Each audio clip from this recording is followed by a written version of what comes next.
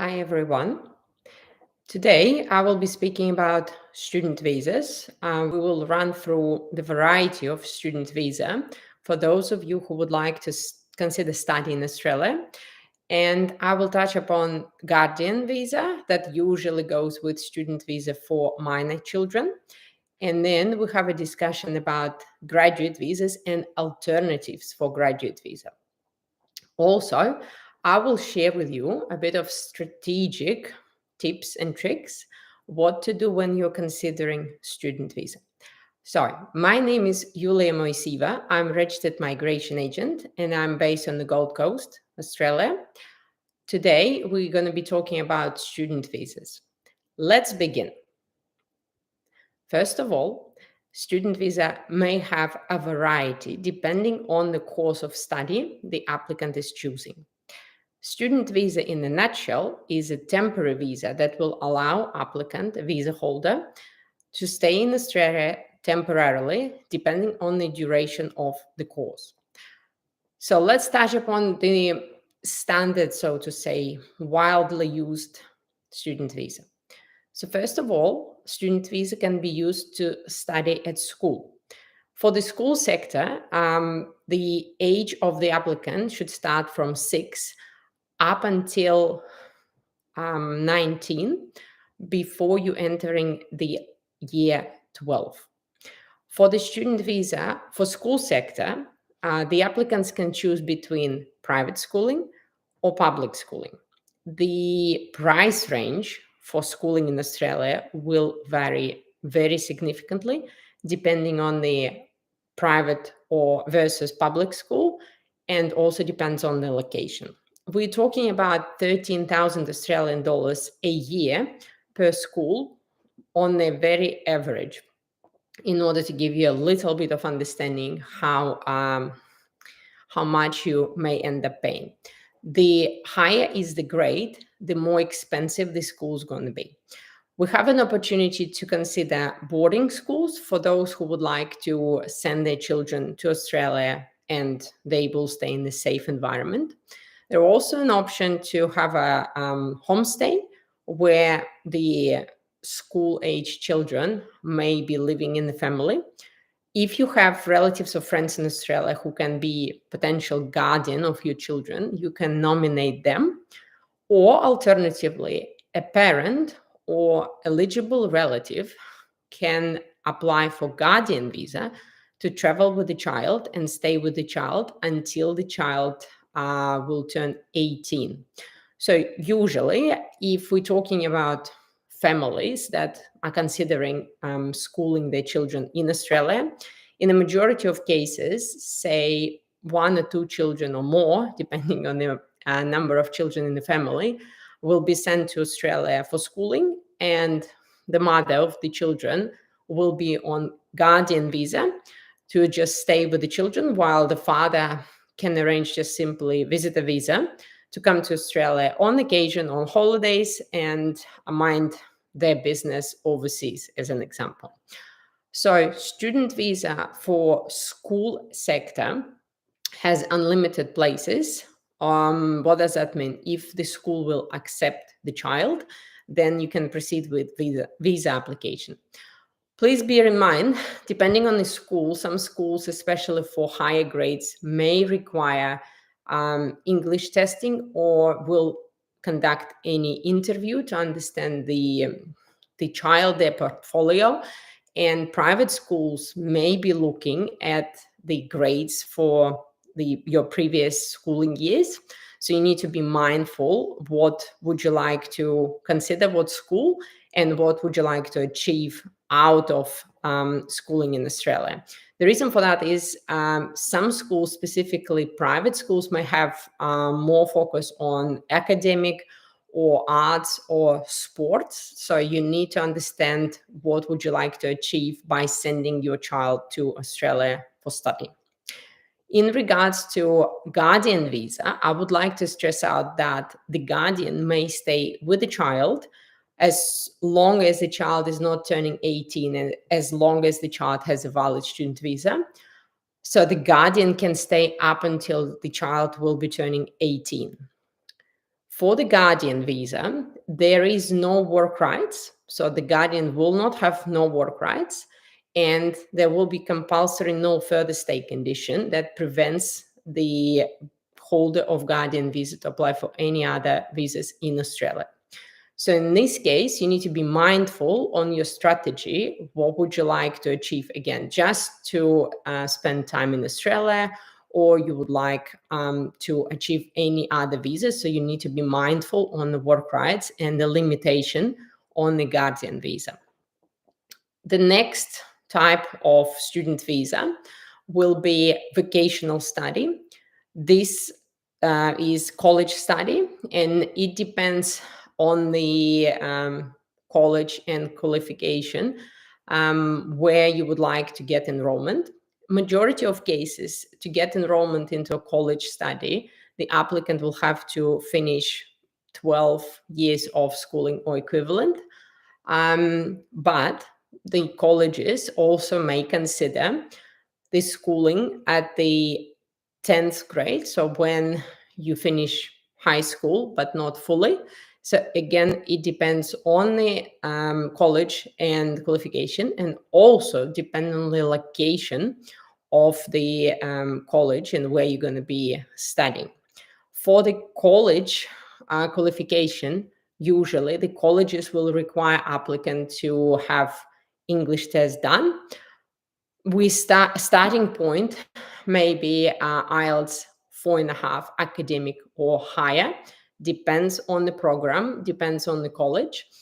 If, for example, the applicant will be required during the application process, while you finish finalizing your application, to have compulsory English provided, you will have to get your English done before you lodge your application.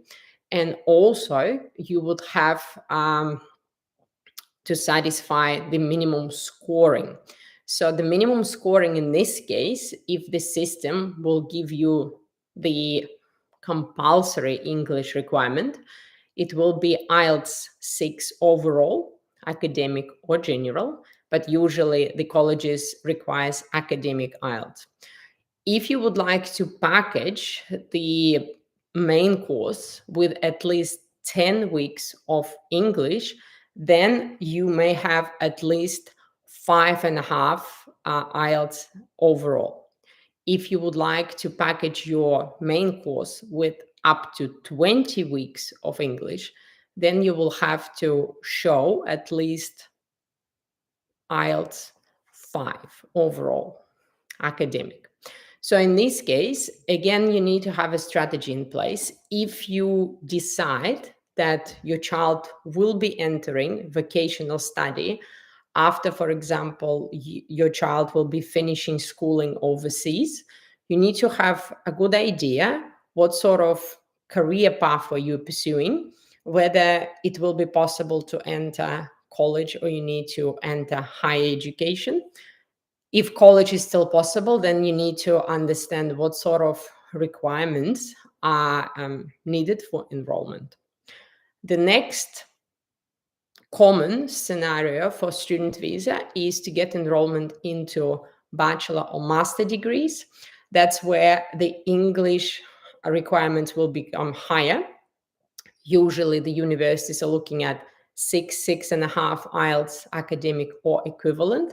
For some degrees, for example, medical qualification, there will maybe and will be compulsory IELTS 7 academic across each and every band. So you need to be careful when you're choosing your pathway to understand the limitation at the beginning. And if you're planning to study in Australia, the best way is to start studying, preparing English prior you starting the process of enrollment. When anyone are planning to study in Australia, it can be simple schooling, but then it likely will be vocational study and higher education, bachelor or master. My advice is to go backwards and have a look at occupational list available for migration purposes, what the country is required, what sort of occupations are in demand, to try to match your wishes for your qualification career with qualifications in demand. When you have a look at occupational list, you will see the answer code available for every single occupation. Then you will need to go backwards again. So once you get the answer code, you can search for duties and responsibilities to understand what sort of level of qualification is required, bachelor vocational study, and then you will make your mind whether it's in fact occupation and career pathway for you. If everything matches, then my next move would be to have a look at what's required to get this qualification assessed when you will be planning your skill migration in Australia. For some occupations, there are skill assessment authorities that's offering a list of accredited degrees or accredited qualifications. Then that's where you go in terms of providing the list of possible providers and see whether you can afford this qualification, what's required to get enrollment, what's the content of qualification, where you're going to be studying, how long you're going to be studying. Please be mindful that for every student visa, you will have to enroll into a ELICOS registered course. So also you can have a look at qualifications and requirements, and then have a look at ANSCA codes and ELICOS code to give you full idea what's required for these studies and how much it's going to cost you, whether the study will be including any practical component or not, and how you're going to build your career further while in Australia. The next common student visa that the applicants are using is research degrees, master by research and PhD. For these qualifications, the process of enrollment will take longer because you need to propose your research and find your supervisor. Usually the English requirements are also higher, 6.5, 7, depending on the university. These degrees may not have strict structure because it's more research degrees. So you will set up your structure with your supervisor, and then university will approve your study. The other common student visa type is ELICOS course, where applicants pretty much coming to study English only.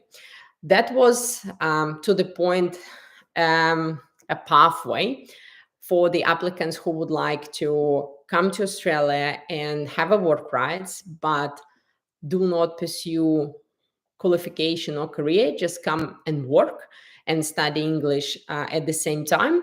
So this type of pathway is no longer easy to get this student visa. The reason for that is the government would like to see that you will show the valid reasons why you need studying in Australia and studying English only.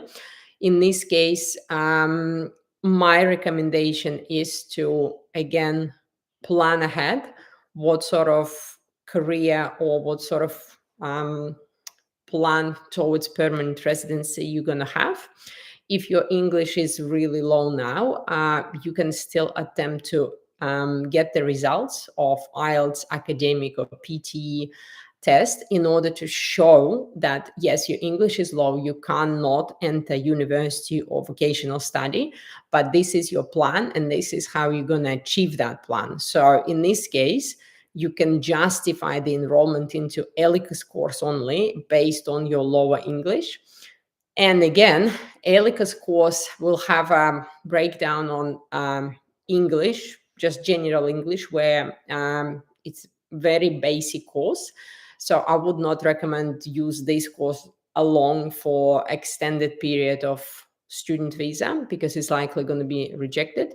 There are more narrow courses for English only. It's called English for academic purpose, English for IELTS preparation, and general English as well. So you will have to structure your study based on your specific needs, your resume, and obviously the need for you to get higher English.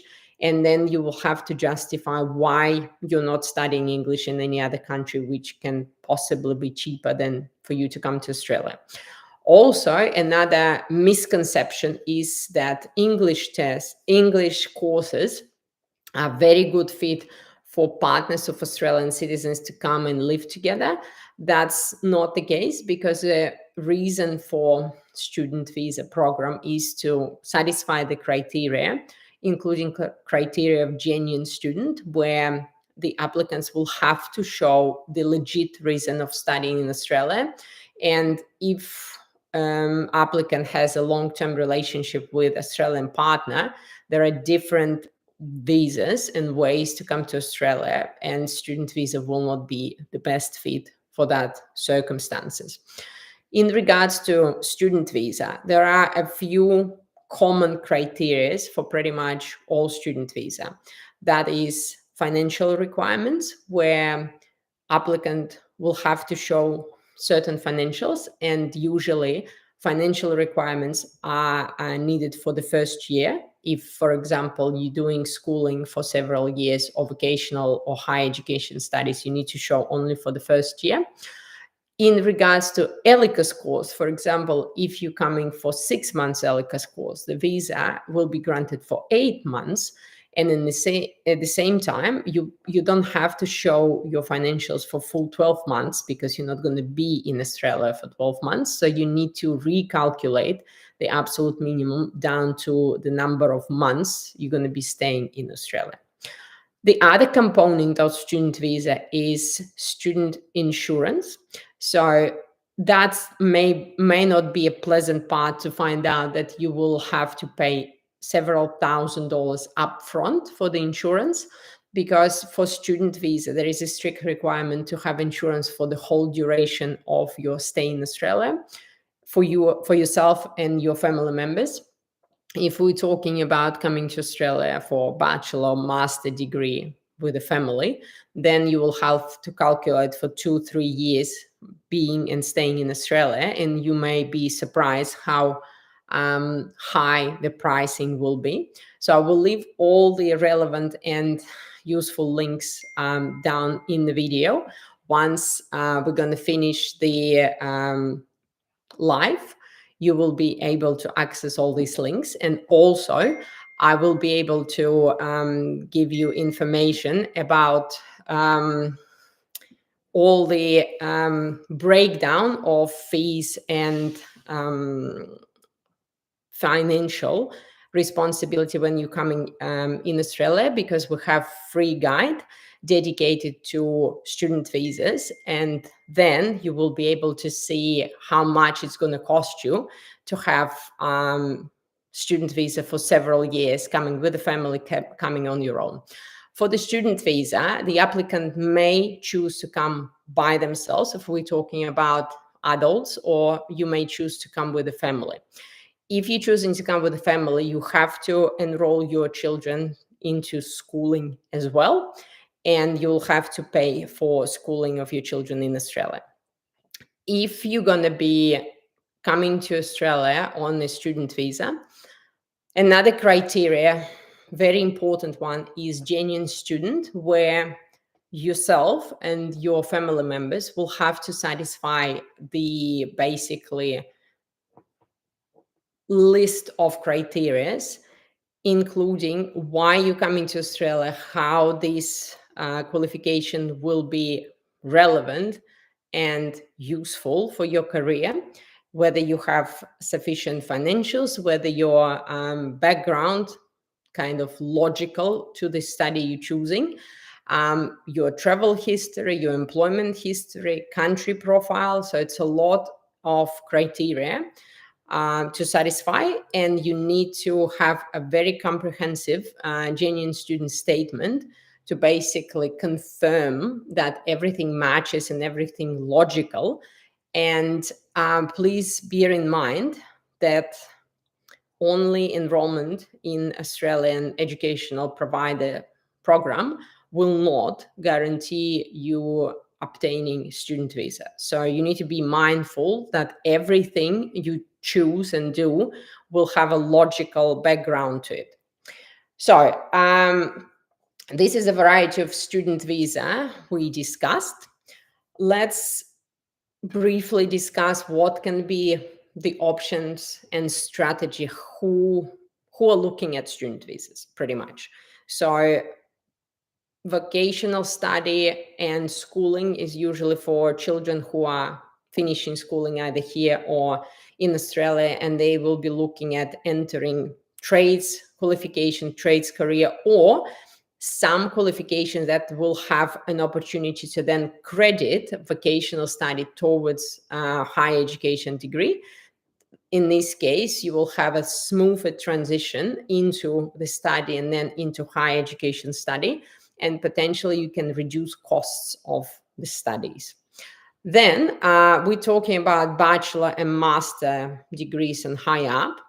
These degrees are usually for people who already know what they are pursuing. It may be a beginning of the career, bachelor degree, or it can be upskilling, master degree, based on the bachelor degree and employ what you already have. Alternatively, you may consider master degree graduate entry if you already have bachelor degree, but you are shifting your career. Or you may shift your career completely to a different area with proper justification when you have, say, bachelor degree, and then you decided to become a chef or cook. So the master degree or bachelor degree is not available in this occupation, and you need to justify why you're lowering your qualification level. That is very important. And for the student visa, as I said, the strategic planning is very important, because at the beginning, pretty much any student can enroll in any qualification or educational provider in Australia. The question is what's next, and what's next is really depends on your circumstances, your budget, and what's going to be happening after you finishing your degree, and how old you're going to be when you're going to be finishing your degree. So on this note, let's talk about what's going to happen when you will be finishing your degree, because the time on student visa is very temporarily, and if the applicant and student doesn't have any solid plan, they usually spend time on student visa enjoying themselves, and then by the end of student visa they have no idea what steps they need to take in order to progress to permanent residency or see any career opportunities. So when you're going to be looking at student visa, then you need to really again break down what's your case. If that's a trivial standard case where you just finish or finishing your schooling somewhere in the world, and you're looking at Australia as your destination country to get your qualification, the best way to start is to really think who you're going to be for the next 5 years. The reason for this is you're going to be getting your education, and then you will have to enter the workforce in order to potentially secure your way towards permanent residency. Because education on its own will not be guaranteeing you permanent residency or permanent stay in Australia. In terms of choosing the qualification, it really depends on the plan. If you are a fresh student or if you're already a mature student, how old are you, what's going to be happening. Taking the next step, when you're finishing your study, you need to make sure what visa opportunities will be happening after you finish studying. If you just finish school, there is no other pretty much option but to continue education in either vocational or higher education profile colleges or universities. So then we received the major news for this year, because the government decided to put the cap on students and limit the vocational and higher education provider accept ELICOS, accept research degrees. In this case, we have the following figures. 270,000 students the department and government would like to have per year, where 145 places are given to public universities and 30,000 places are given to private universities. 95,000 places will be given to vocational study providers. So as you can see, it may create potentially a competition at enrollment stage, where you as a student will have to prepare yourself and prepare your best case, including your English results, that's for sure, to enter any educational institution in Australia.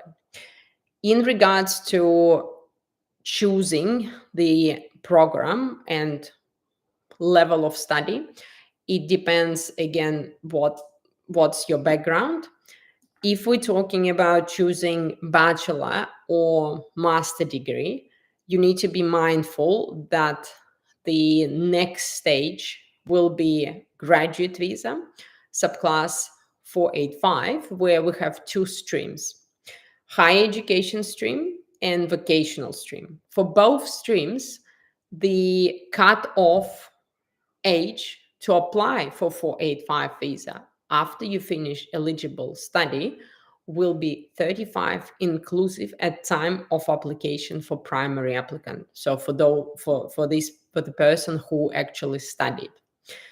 Australian study requirement is 2 years study, study years in Australia, where you will have to be in Australia for at least 16 months studying physically in Australia, and your course of study will have to be registered in Crikers for 92 weeks at least. Then, talking about two streams, we have an opportunity to have graduates for under 50 years of age, if the graduates are citizens of UK or citizens of Hong Kong. If that's not you, so age limitation will be applicable.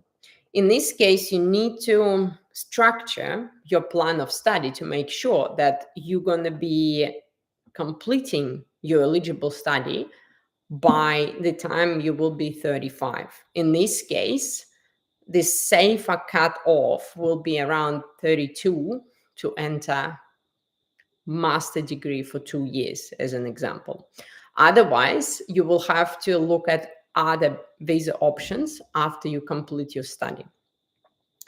If we're talking about 485 graduate visa, the criteria for English test also changed, and the department lifted the requirements to 6.5 overall IELTS test or equivalent to be completed and results provided within the latest 12 months before you apply for graduate visa. In terms of graduate visa, we really need to think what sort of qualification you're going to be entering.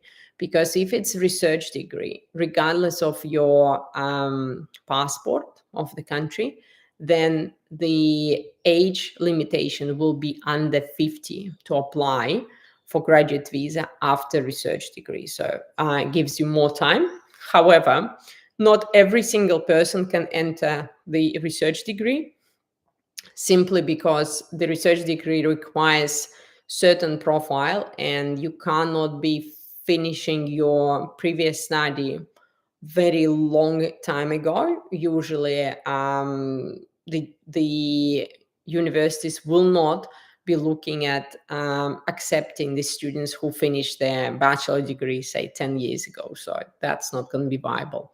And at the same time, if you're going to be looking at a graduate visa, for example, not in the research sector, however, you will take at least 2 years on student visa to be able to come to Australia, upskill your degree and qualification, and potentially looking for any other visa options, then you will need to make sure that you're going to be very actively looking for employer who is going to be providing you a sponsorship, either in the occupation that will be eligible for training visa, subclass 407, after completion of your eligible degree, or if you have other profile and previous qualification and previous work experience that will satisfy requirements for employer-sponsored visa, then you need to be looking at employer-sponsored visa during your study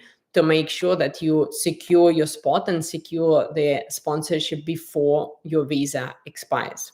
So that's important to know, that for those who are finishing qualification, and your qualification will be relevant to the occupation on the training visa list for the stream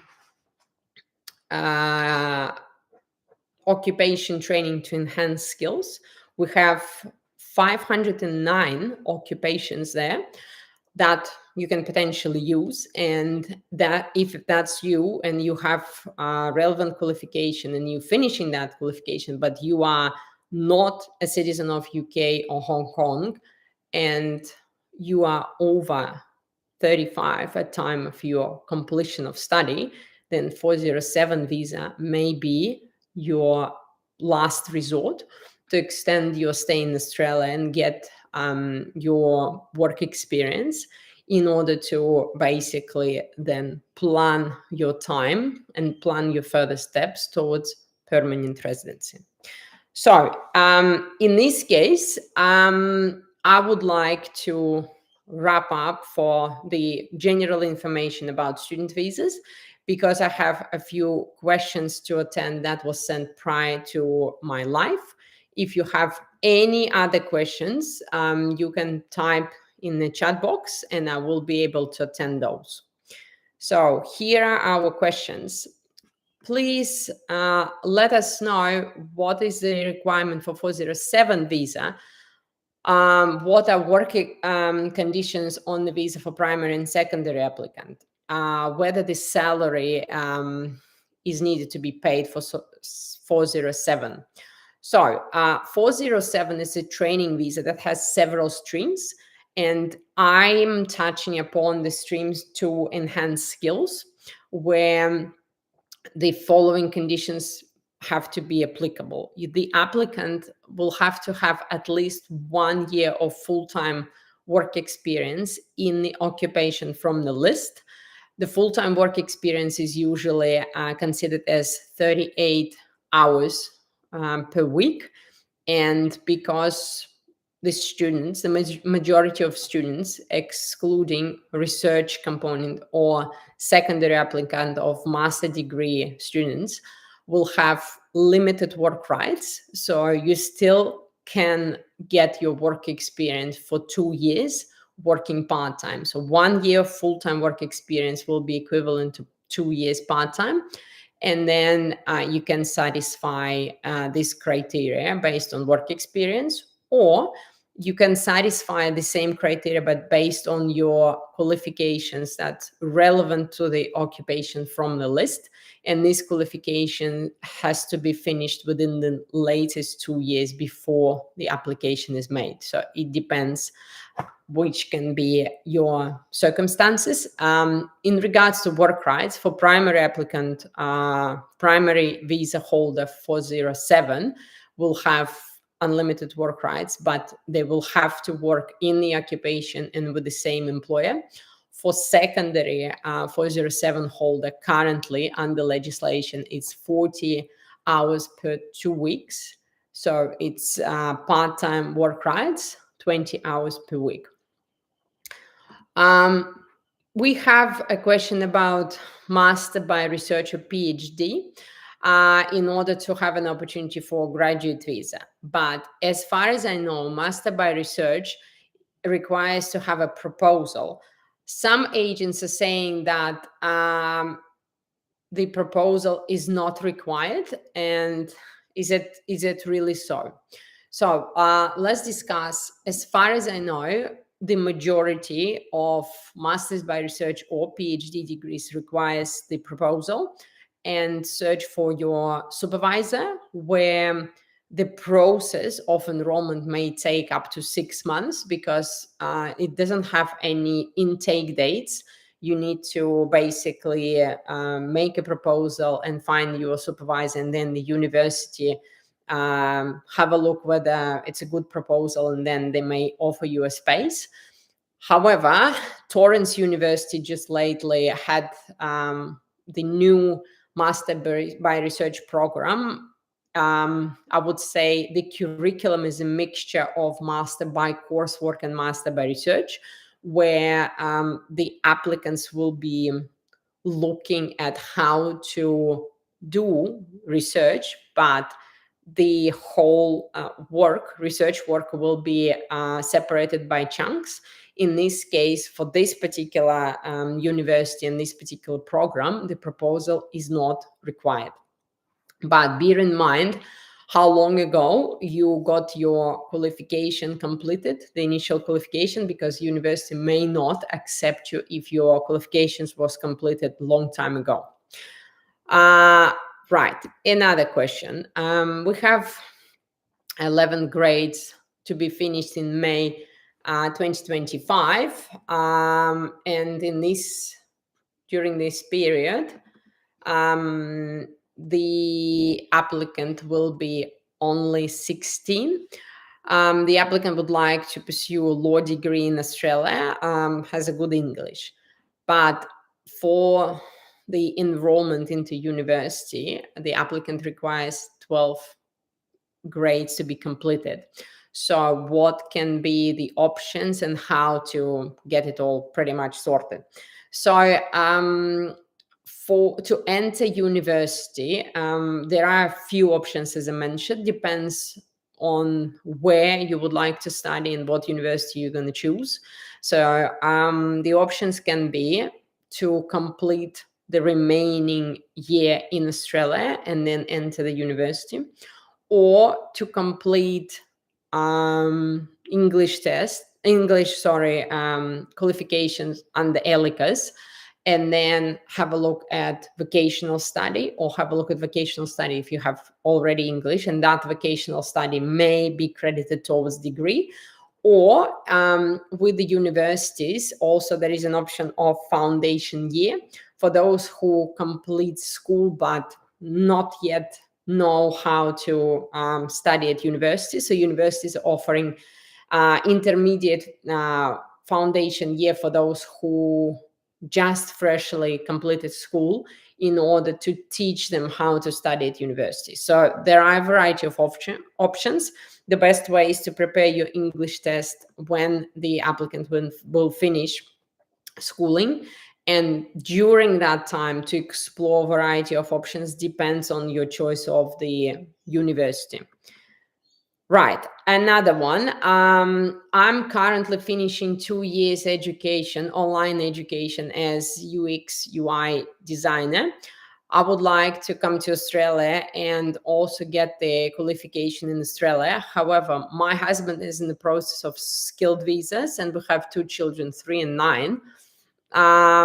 So basically, what can be the options? So the best option would be to find out at what stage your husband is with his skilled visa, because if you get the invitation, it's a matter of time to wait and get the skilled visa granted. On the skilled visa, you will have study rights, and it's going to be easier for you financially to study on the skilled visa rather than to come to Australia with a family of 2 adults, 2 children to study a master degree. So you can access our free student visa guide with financial breakdown to see if student visa will be your way potentially. If I'm planning to move to Australia through education,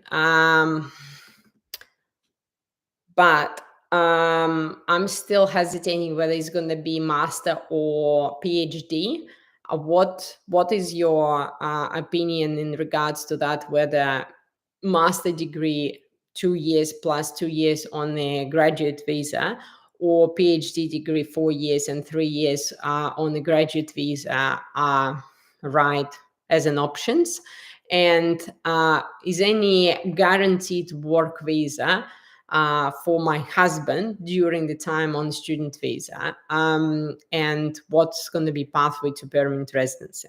So your husband can come with you on student visa, and depends, well, pretty much if you're going to be studying at the master degree level, your husband will have unlimited work rights, whether it's master by coursework, master by research, or PhD.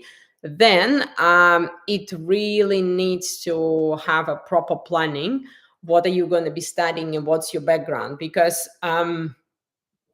as I said at the beginning, only studying in Australia will not guarantee you permanent residency. Even if you studied in the priority sector, you still need to go through application for permanent residency through skilled visa or employed sponsored visa. And those visas will depend on the selection of your occupation, your age, and your English level, pretty much. I would like to work as a teacher at TAFE in Australia, but I don't have teaching degree as such. I have a master degree and work experience. What are the pathways to become a teacher in Australia? Can it be done through PhD or master degree, or it's compulsory to get teaching qualification? TAFE teachers in Australia are not critical, I would say, occupation, because a lot of Australians work there, and they pretty much are already in the field, and then they teaching within the field. So I don't think it's going to be the viability to study to become a TAFE teacher. However, if you're looking at pathways to come to Australia and pursue permanent residency, you can have a look at teaching qualification in order to become a teacher, school teacher, and then you may have a good chances to get skilled visa after your study in Australia. Please be mindful that for enrollment to become a teacher, you will have to have high English test already done. Usually it's around 7-8 IELTS academic or equivalent PTE. And after you complete your teaching degree in Australia, again, you will have to satisfy strict English test criteria to get skill assessment as a teacher, where only IELTS academic will be accepted. And it's sometimes tough for people who already complete degree in Australia, and some people didn't achieve the required English test even after completion of degree in Australia. So you need to really investigate whether it's going to be a right pathway for you. Right. The next question. Currently, I'm on student visa. I'm at my first year of master degree. I have some ideas how to open the business or develop some local services as a sole trader or as a company with with a partner. Please let me know whether there is viable to do it this way, because my main goal is to get citizenship. Will this experience be considered for permanent residency? Is it viable, or I have to be employed locally? It really depends on the occupation. So if we're talking about you being general manager or something, managing director, these occupations are usually only for employed sponsored visas. It depends what sort of master degree course you're finishing, so who you gonna be at the end of completion of your master degree. Then you need to really start from there and see whether this qualification will bring you to permanent residency, and whether in between it's going to be viable for you to run your business. So in a nutshell, if your master degree in, say, in marketing field and you are running your own business and you're doing your marketing by yourself, then you can use your experience in your business, your own business, towards the experience for skill assessment and later on for skill migration. If we're talking about employed sponsored visas, then it's totally different story. And one man lab, for example, the person who is only one sole trader and it's tiny business, there's nothing there, no Australians involved, and there is no employees, so it's going to be hard to justify the need to leave yourself as an employee, sorry, and get sponsored under your business. So it really depends on the nature of the business and nature of your occupations, who you're going to become, then to align your business and your qualifications with occupation to either go through skilled visas or employed sponsored visas. So again, thank you very much for those who are listening for my live on student visas. Student visa is a temporary visa, as I'm wrapping up. Temporary visa to allow applicants to come to Australia, upskill, stay in Australia, and then the most important part is to plan your study in Australia and know what steps you will be taking in order to achieve permanent residency at the end. So my advice to anyone who is considering student visa, to receive proper strategic planning before you enroll to any study in Australia, in order to know what you're going to be doing next. Because I had a lot of clients coming to me with variety of different qualifications, sometimes only ELICOS course, and then we're trying to figure out what sort of career pathway they're going to take while they're on student visa or closer to the end. However, student visa has a certain time, and sometimes when they're coming for the proper advice, consultation, and planning, this time is not enough to achieve the next steps, and these people may be forced to go on another student visa. So don't fall into that mistake. My advice is just to start good at the beginning and pretty much plan your way when you come on student visa, what's going to be your career pathway and migration pathway to bring you to permanent residence in Australia. Thank you very much, everyone. I'll see you on my next webinar next week.